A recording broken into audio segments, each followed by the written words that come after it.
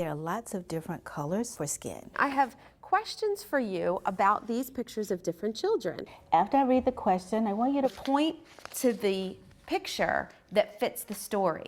Are children colorblind in America? show me the smart child. Show me the mean child. Can you show me the dumb child? Show me the nice child.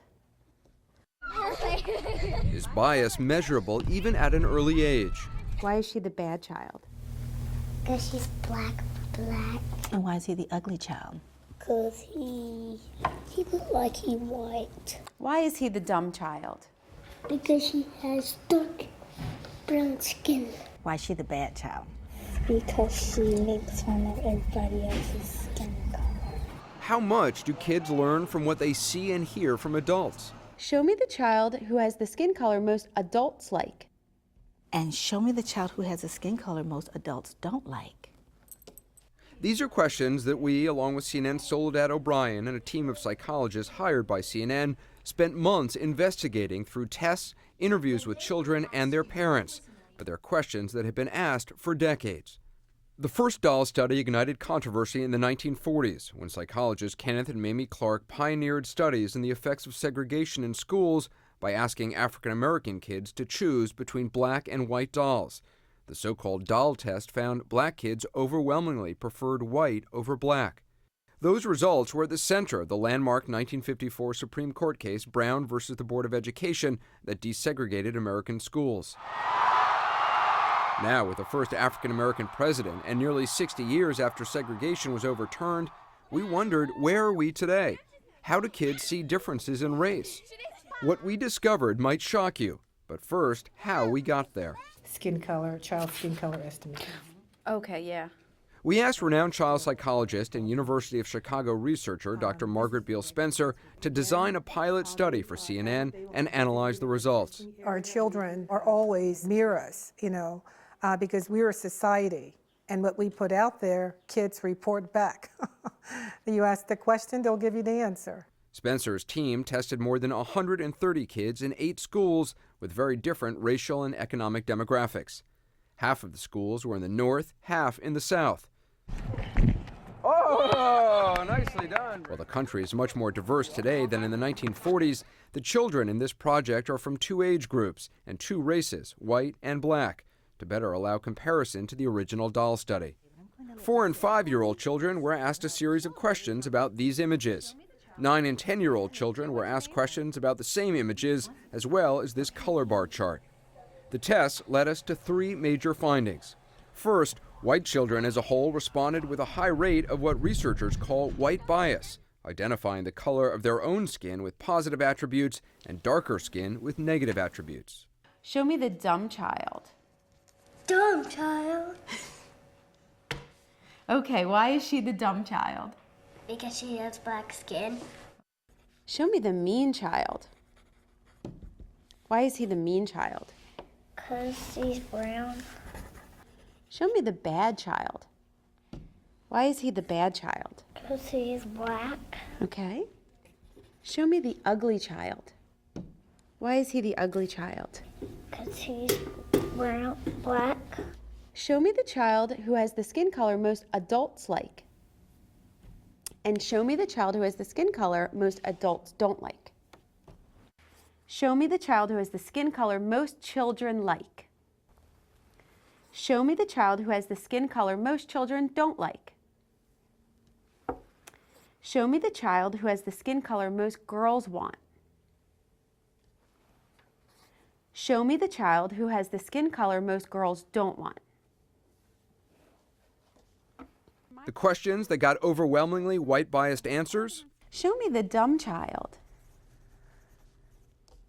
About 76% of the younger white children pointed to the 2 darkest skin tones. Show me the mean child. About 66% of the younger white children pointed to the 2 darkest skin tones. Show me the child who has the skin color most children don't like. Again, about 66% of the younger white children pointed to the 2 darkest skin tones. Show me the bad child. More than 59% of the older white children pointed to the 2 darkest skin tones. But some white children did have more race-neutral responses. So could you show me the good-looking child? So what are you thinking? I know you pointed to them all, but tell me what you're thinking. I'm thinking that I do not care if they are black, white, mixed, or any kind of race. I think that it matters who they really are. Go. Our second major finding, even black children as a whole have some bias toward whiteness, but far less than white children. Show me the smart child. And why is she the smart child? Because she is white. Okay. Show me the dumb child. And why is she the dumb child? Because she plays. Well, show me the ugly child. And why is she the ugly child? Because she plays. Show me the good-looking child. And why is she the good-looking child? Because she likes skinny. And show me the skin color you believe most teachers think looks bad on a girl. I don't think they think it matters. Because I think each teacher wants to help a student learn either way what they look like. And Yeah. it doesn't matter what you look like on the outside, it just matters what you look like on the inside. Show me the good-looking child. They look the same. Yeah? Show me the child you would like as a classmate. All of them. You like all of them as classmates? Why do you say all of them? Because I don't really care what color they have. This 5-year-old girl gave some provocative answers during her test. I asked her about them later. How about you? Why do you want that skin color? Because it looks lighter than this kind, because this looks a lot like that one. Mm-hmm. And I just don't like the way brown looks, because the way brown looks really nasty for some reason, but I don't know what reason. That's all. So you think it looks nasty? Well, not really, but sometimes. Sometimes. And Brielle, they asked what color adults don't like. Do you remember what you said? Which one? That's right, that's what you said. Why do you think adults don't like that color? Dark. Dark. And adults, you think adults don't like dark? Well, maybe some adults do, but maybe some of them don't. The questions that got overwhelmingly white-biased answers? Show me the one you think most children would think looks bad on a boy. More than 70% of the older black children chose the darkest skin tones. Show me the child who has a skin color most children don't like. More than 61% of the younger black children chose the 2 darkest shades. Show me the ugly child. More than 57% of the younger black kids chose the 2 darkest shades. Dr. Spencer says the research shows the bias toward white is still very much part of our culture. All kids are exposed to these stereotypes, but what's really significant here is that white children are learning or maintaining those stereotypes much more strongly than the African American children. And that is our third finding, the finding that interested Dr. Spencer the most, that overall younger and older children keep the same patterns stereotyping. In other words, their ideas change little from age 5 to 10. Ordinarily, by the time children are older, there's sort of a natural filter, their own ways of thinking sort of aids them in sort of rethinking the extreme stereotypic sort of responses to become less highly biased. That left Professor Spencer wondering what's causing this pattern. She speculates that kids are bombarded by stereotypical messages and that adults in kids' lives have to fight to override the deluge. Black parents may be more diligent about that, while white parents may not notice the need. The messages are the same for all children, and therefore the task is the same for all parents. Parents have to reframe what children experience. We realize these findings may be disturbing and that some people will question this project's conclusions. What stereotypic messages are being sent in a country that elected a black man president? I, Barack Hussein Obama. Like all research projects, ours is not perfect. Some kids were told ahead of time they'd be asked about race. Some children identified as one race but came from biracial families, like this boy whose mom is white. But Professor Spencer tells us these are common issues in research and the results can still be trusted because of the sample size. To be clear, this is a scientifically informed and executed pilot study, which suggests the need for further research. The results point to major trends, but are not the definitive word on children and race. Still, they underline what Dr. Spencer sees as an alarming conclusion. We are still living in a society where dark things are devalued and light things are valued. The question we're left with is, where do we go from here?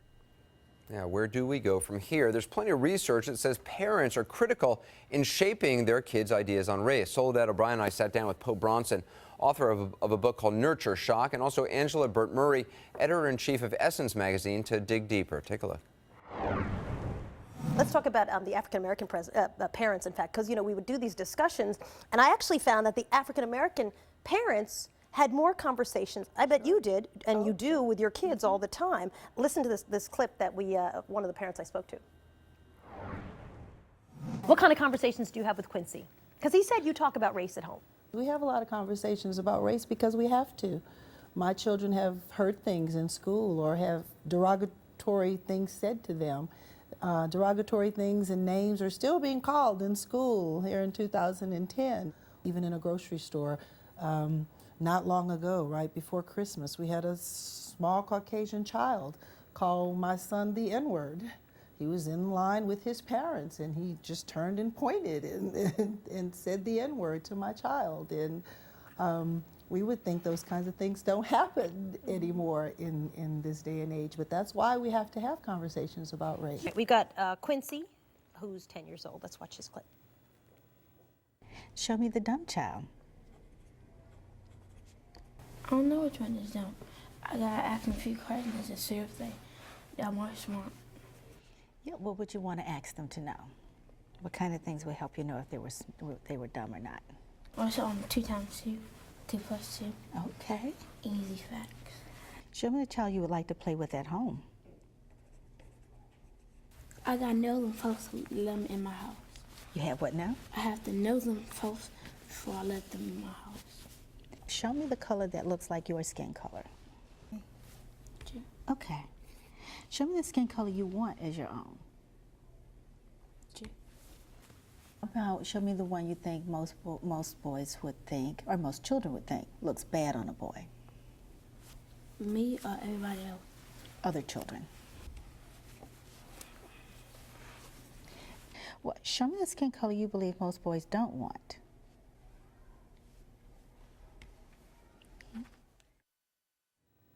What do you think?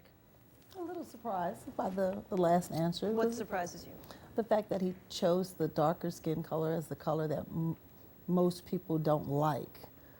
He didn't say he didn't like that color. He said he thought most people don't like that color. So I wonder where that comes from. Now you have conversations, you said, about race all the time. We do. How do they go? Tell me how they start. Gosh, Does it start with an event? Someone said something usually? They can run the gamut from during inauguration when we talked about what a big deal it was for there to be a black president, to grandmother remembering things that happened when she was a child, to something that happened at school. He's a very smart child. He makes good grades, and even administrators and teachers have said to him, you're really a pretty smart guy. And he's come home and said, Mama, they make it seem like I'm not supposed to be smart. They say I'm smart like it's unusual or something, like I'm not like the other kids. I'm not supposed to be smart because I'm black. Angela, your boys are 9? 9 and 11. 11. Mm-hmm. Do you have the same conversations? Yeah, absolutely. My husband and I, we talk about race with our children.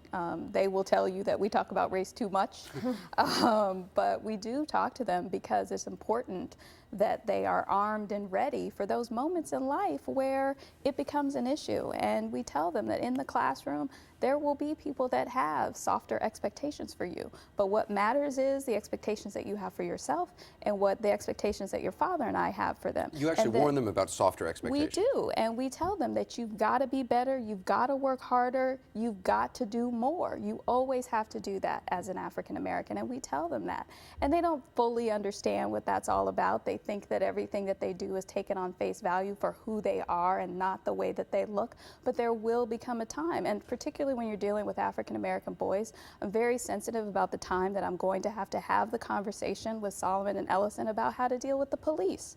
That's a very serious conversation that African American parents have to have with their children, because it can be a life or death situation. There's lots of opportunities to talk about race. There really are. And any news story, there's always, and you don't have to necessarily lecture. You can just ask, what do you think? Why do you think that? You know, and then say, that's interesting you'd say that. Here's an example to counter that. Now what do you think? I mean, they're little, and this is the age where you can sort of shape how they feel about themselves. My parents did it for me, and I am so grateful now in my mid-40s that I have a very clear sense of who I am, because my parents made it very clear when I was little who I am. That helped a lot. Angela Burt Murray, thanks very much. Soledad as well. Thanks.